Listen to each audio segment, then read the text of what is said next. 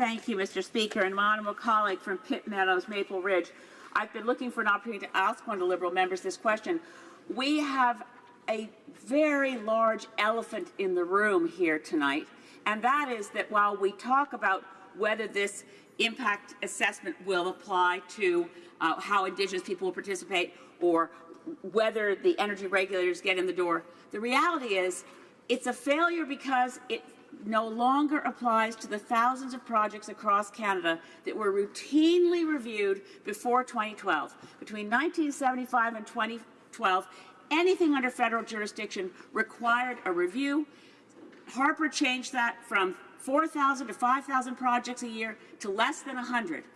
And this bill, by keeping it to only a project list, means that that approach, the conservative Harper approach, guides this legislation, and we will never see it apply to more than big, major projects, ignoring the advice of the expert panel that reported to the government. So I'm heartsick about it, and I ask my honourable colleague if there's any chance that amendments can be accepted before this bill is passed to allow it to do what it should do and apply to all of federal jurisdiction. The honourable member for Pitt Meadows, Maple Ridge. Well, I'd like to thank my honourable colleague on the other side for her questions. When I look at this, I ask myself, how did we get to where we are?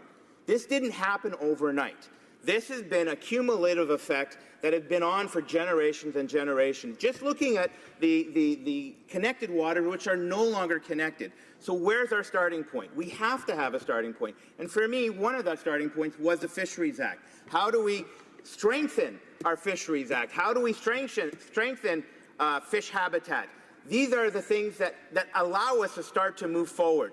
And for me, the Navigable Waters Act is one of those things that can help us at least start to move forward and start to, well, turn back the clock, if you will. Thank you.